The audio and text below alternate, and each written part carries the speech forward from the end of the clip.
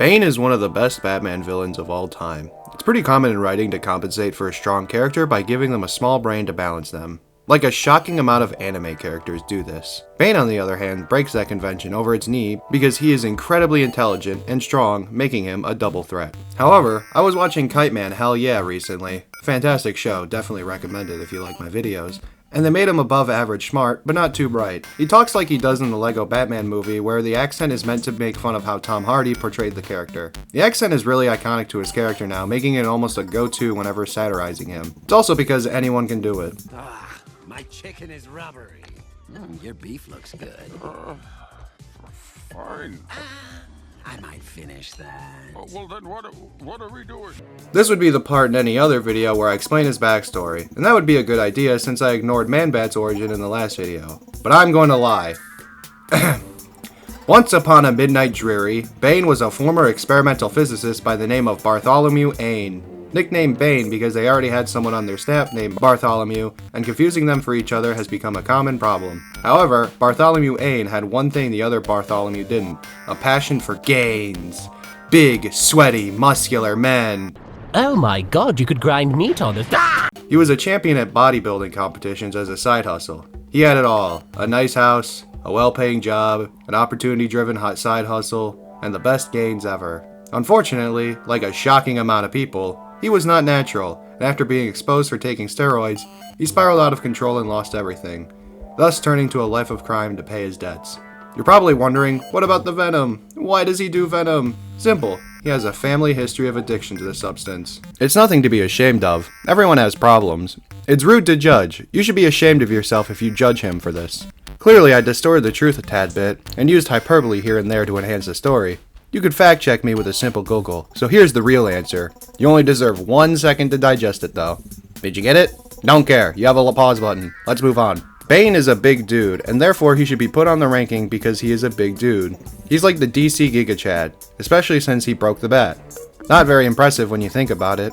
Many baseball players have broken bats, and they're not all high and mighty about it. However, they don't have big muscles that make me feel like a fat ass, so maybe Bane is just built differently. I mean, Sam Sulek, Noah Dizel, Tom Stoltman, all weak puny mortals compared to this handsome fellow. They should give up comparing now. They're rocking weak virgin steroids while Bane is on that sex haver experimental shit. I also did experimental drugs, but all I got was this stupid ego over it. Ego death? More like ego revival. Let's get on to the rankings. I don't want to look at muscular men anymore. It's kinda sus. If I wanted to do that, I'd rewatch JoJo's Bizarre Adventure, but I don't have the time to do that. It's 4 seasons long. Muscular women, on the other hand, there's only 1 season for that. Araki really went. I assure you, dear viewer, it is absolutely essential that Jolene gets naked in the first episode of the only female-centered JoJo part. Just like it is necessary for Rebel Pren to put lots of boobs in this video right now as I am speaking. Alright, let's get to the ranking. I got off topic a handful of times. I like when Bane is shaped like this, rather than this. You're welcome.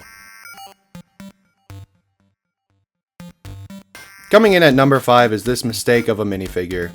I'm usually very positive towards Mighty Micro minifigures since they are intentionally cartoonish. This one, on the other hand, is just the worst Bane minifigure.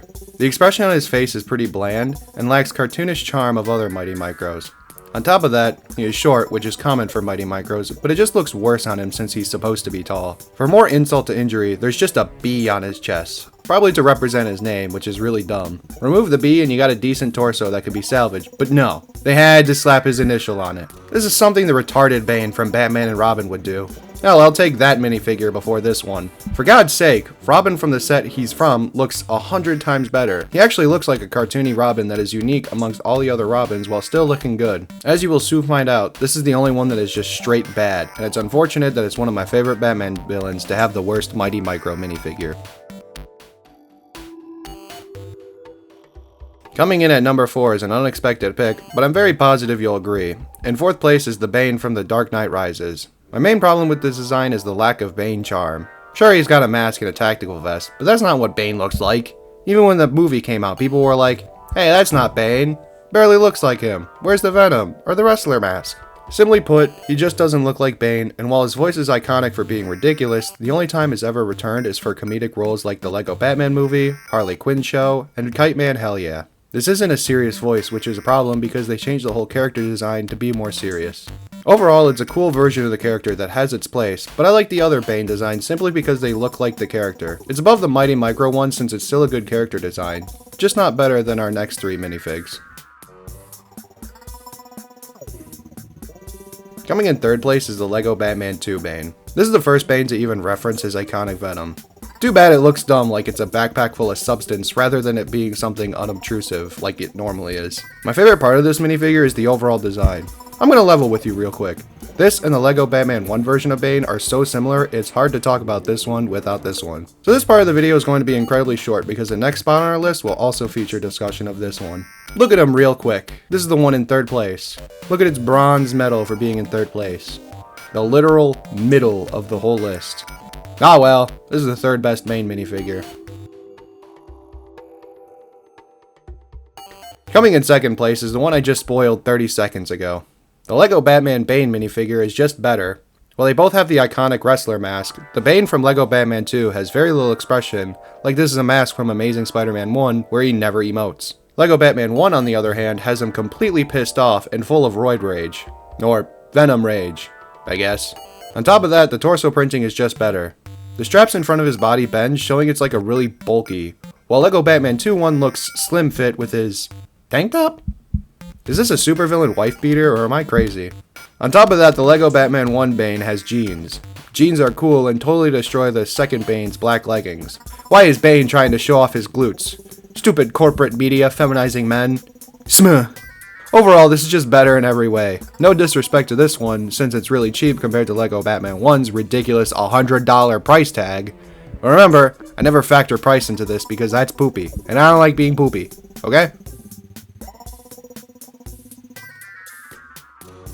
Number 1 is so obvious it wasn't even worth hiding. Coming in first place is the LEGO Batman movie version of this character. Why? Take a guess. No, seriously. Look at them all at once. Guess why this one is better. Are you ready for the answer? He is a big fig, and is the only Bane big fig. Listen, I don't mind Killer Croc being minifig scale since he's sometimes person-sized, or even Tom Hardy Bane since he is normal-sized. Why did it take so long to get a big fig of this guy? He's literally always big. Always! I guess his first and some iconic depictions have him more normal size, but let's be honest, Bane is so much cooler super big. He's like an intelligent evil Hulk.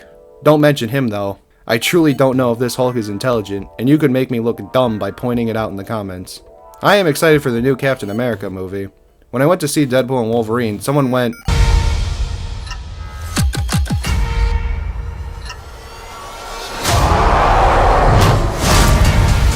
"Is that a fucking Red Hulk?" And I felt that on a spiritual level. Another thing this minifig does right is the Venom, but that's because it being a big fig makes it unobtrusively by design. Hell, this one is unobtrusive if you put it on the big fig Bane. On top of that, he has the silly voice in the LEGO Batman movie, making him literally the best Bane depiction. Overall, this is the best Bane, and if you disagree, I will deep fry your toes in your sleep. You better watch out, I am silent when I deep fry. Hey, guess what? The video's over. Wait! Don't go yet! I have more minifigure rankings and plan to do more down the road. Like and subscribe for more content, similar to this thing you just watched, silly Billy. Alright, I'm gonna go eat some food. Most likely. Hopperton. Bye bye.